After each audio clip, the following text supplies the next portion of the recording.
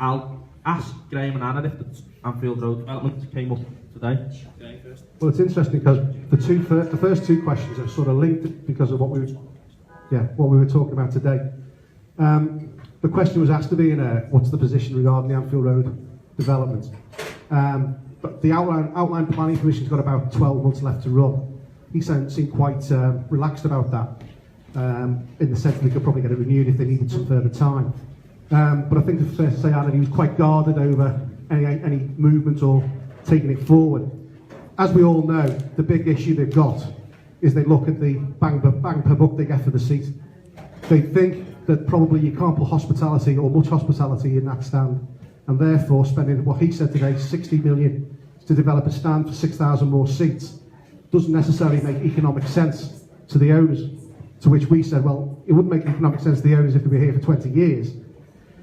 Picking up on the point that the second guy said about supporter ownership, I challenged him, as I do every time I get an opportunity, to say, and I said to him, this is an opportunity to raise that 60 million from supporters and get us into the club. He looked at me as if to say, what do you mean? And I said, I've said this to you so often, Ian. Liverpool supporters, both locally, nationally and internationally, would raise £60 million standing on their head if the club got behind it and there was a proper stake in that club. We'd raise it within 10 minutes, as long as there was a proper quid pro quo for that. Interestingly, he said today, Billy Hogan was there, who's obviously one of the Americans, not necessarily one of the owners, but one of the Americans.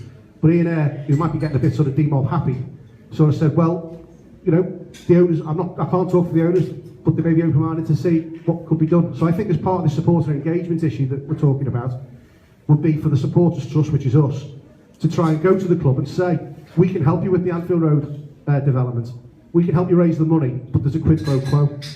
The idea of supporter involvement and supporter investment and ownership of the club becomes very, very live then. So I think that's where we are as far as that's concerned. Yeah, I'll come back on some of the issues on supporter ownership. I'll just bring Anna in, who might be able to mention Tottenham Place and other things as well.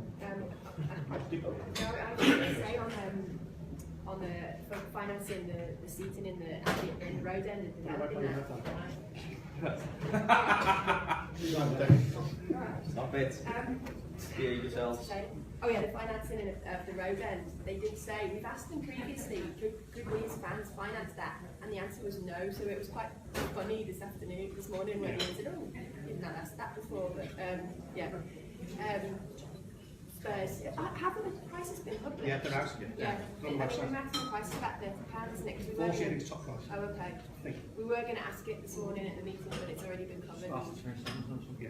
So it looks like 27 in the cup or something, so I think that's sorted now. So £12.50 for kids, I think. We'll make sure those prices are published and clarified for people as well. And you know, thanks for the update to Graham and Anna on the Anfield Road developments. Anna mentioned to me before, and it's worth noting on the Anfield Road thing, is that, and it fits really with the conversations on home ticket prices that we had last year. That main stand will pay for itself from hospitality alone, and it's going to be paid off in 5 years. So they will and could have the money to do it. You know, it doesn't need to be paid for itself in 3, 4, 5 year cycles. It can be much longer term, and the club could be a bit more imaginative on supporter ownership. Graham's right, we've gone to Liverpool previously on this and said to them, you know, how can supporters get more involved? When we first met FSG, the Monday after they took control, they played Everton the day before, we met them at Chapel Street and had a meeting with them. A really good meeting, we thought. We talked to them about what our ambitions were as supporters, the issues we faced, and we talked to them about our ultimate aim of supporter ownership. And we talked about supporters being able to raise a stake. And that, you know, when we'd had these conversations with banks, it was always that you need the club to essentially say there's a bit of a for sale to encourage supporters to give money, because this isn't us doing a whip round for a bit of slummy. This is, you know, tens and tens of millions of pounds, and people want to see that it's actually real and viable before they support something like that. Unfortunately, the owners have been very quiet on that, despite repeated suggestions for almost that this might be a way to look at financing a stadium that in return for the money supporters would get a stake in the club. We did, and this has come up recently, it led bizarrely to someone making stickers about me, but we did have a meeting with somebody contacted us from an organisation called Red Road to Anfield to talk to us about supporter ownership, and we did update them, and it's worth updating members here on that. the opportunity to buy into Liverpool Football Club, same for, I suppose, probably most Premier League clubs, or certainly the top 6 or 8, has probably long since gone for most people right now on the immediate horizon. We were suggesting, this time last year that we might have got a stake in Liverpool. 10% stake in Liverpool was what, worth 50 million, 60 million pound.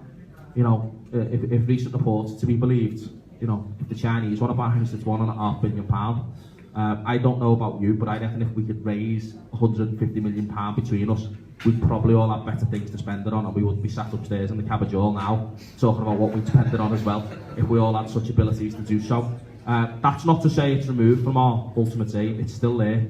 I think our path towards that, our viable path towards that, is to demonstrate it can work. And that's us supporting other trusts who do own their club at the lower league level, demonstrating that it's a viable option. The other option is via legislation.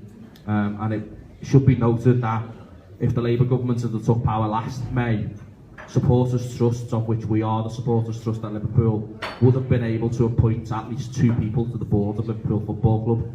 Now, I think we've got to demonstrate to people that we can walk before we can run, for them to believe it can happen. So I think there's an opportunity for us to continue to push legislation that supporters should be involved in the running of the football clubs, which gives us a better in.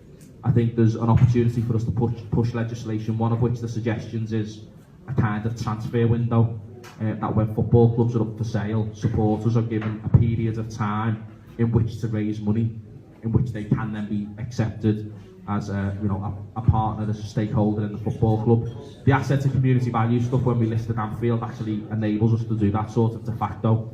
If Liverpool Football Club goes up for sale, we've got to be notified, because they will essentially be planning to sell Anfield, the ground, to the new owners. So we've got to be notified so that we then have a 6-week period of time in which we can essentially try and talk to new owners about this. What we've also got to be realistic about is, if, for example, we could raise £150 million to buy 10% of Liverpool Football Club, you don't get nothing for that. You don't get a say. And if I walked up to Ian here now with a cheque for £150 million and said, I'm Jay McKenna, I want to buy 10% of Liverpool Football Club, Ian here had laughed me out of town. Because there's no way he'd trust me to have 10% of Liverpool Football Club. There's no way he'd trust me with the information, because they don't want supporters involved on our say-so, they want it involved on their say-so. So, it will still remain a goal of ours. You never know what's going to happen in football. The people who own their football clubs now, that lower down the league, Portsmouth fans weren't trying to buy it, when they were at the heights of the Premier League, but they were on hand to buy it when they plummeted down and were in financial problems. That goes the same at Exeter and elsewhere. So, we will always have that as our goal. It's always something we'll look at the possibilities for, but I think we equally need to be realistic that in the present climate, rocking up to Liverpool Football Club with 150, 200, 300 million pounds to buy a stake isn't going to happen. And we need to be imaginative, and whether that's through legislation or whether that's through Graham's suggestion of, working with them on funding something like the Anfield Road end, and in return for that supporters get a say, they're the kind of things we'll be looking at on that as well. Are there any other points or comments or questions anyone wants to raise about any other issues?